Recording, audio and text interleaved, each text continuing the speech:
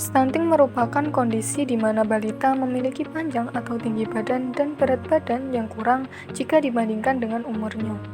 Stunting dapat disebabkan oleh berbagai faktor, meliputi faktor langsung dan faktor tidak langsung. Faktor penyebab langsung meliputi asupan gizi yang tidak sesuai dan penyakit infeksi, sedangkan faktor tidak langsung meliputi ketersediaan pangan di tingkat rumah tangga, pola asuh orang tua, kebiasaan buruk orang tua, lingkungan keluarga yang buruk, dan pelayanan kesehatan. Di Indonesia, stunting masih menjadi permasalahan utama yang menjadi perhatian serius.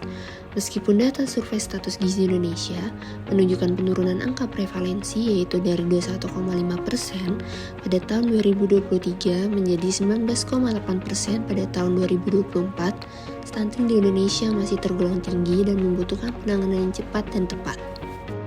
Prevalensi stunting di Jawa Timur juga telah mengalami penurunan, namun karena kepadatan penduduk di Jawa Timur menyebabkan jumlah anak dengan stunting masih tergolong besar.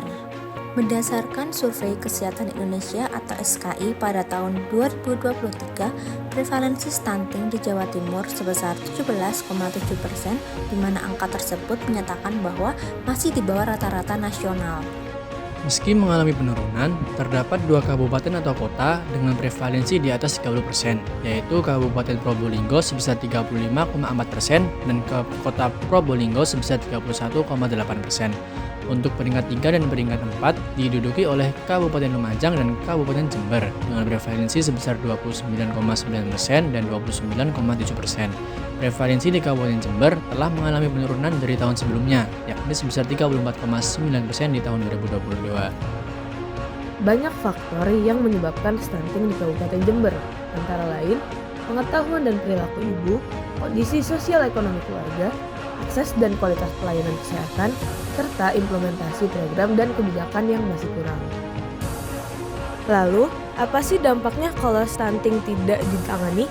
Jadi, stunting dapat berdampak pada penurunan kecerdasan pada anak, gangguan kognitif, speech delay, dan gangguan pada motorik dan mental yang lemah pada anak. Melihat dampak stunting yang begitu serius terhadap perkembangan anak, kami mengusulkan sebuah program bernama Centing Ember, yaitu Cegah Stunting di Kabupaten Jember, dengan fokus utama intervensi pada ibu hamil sebagai langkah preventif untuk memutus rantai stunting sejak dini. Program Centing Ember ini memiliki tujuan untuk meningkatkan pengetahuan ibu hamil terkait pentingnya konsumsi tablet tambah darah, makanan bergizi, serta pemberian ASI eksklusif untuk mengurangi risiko stunting pada bayi yang dilahirkan. Nah, Centing Ember sendiri mempunyai 4 subprogram. Yang pertama ada sosialisasi terkait tablet tambah darah. Yang kedua ada sosialisasi memberikan makanan bergizi serta ASI eksklusif.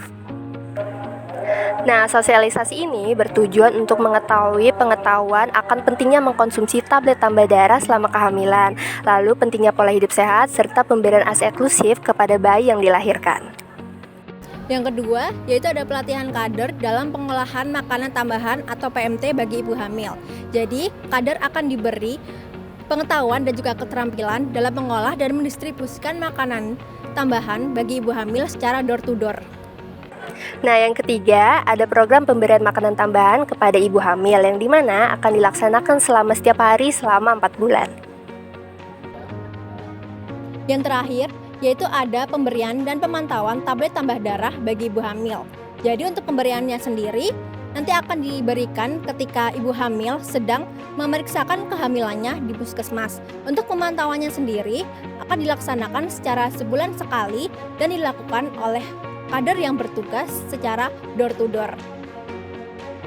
Agar program Centing Ember dapat berjalan optimal, kami telah menyusun perkiraan anggaran dana dengan rincian sebagai berikut. Yang pertama ada biaya administrasi sebesar 200.000, biaya sosialisasi sebesar 2 juta, biaya pelatihan kader sebesar 1,6 juta, biaya pemateri sosialisasi sebesar 1,5 juta, dan biaya bahan PMT sebesar 65,9 miliar.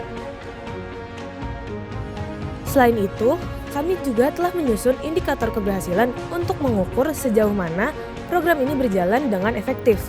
Berikut adalah rincian indikator keberhasilan dari program Centing Ember. Minimal 90% peserta yang mengikuti sosialisasi termasuk ibu hamil, suami dan keluarga, memperoleh skor lebih dari sama dengan 75 pada pos tes pemahaman mengenai konsumsi tablet tambah darah dan makanan bergizi. Minimal 90% ibu hamil peserta sosialisasi memperoleh skor lebih dari sama dengan 75,6 pada pos tes pemahaman mengenai pentingnya pemberian ASI eksklusif.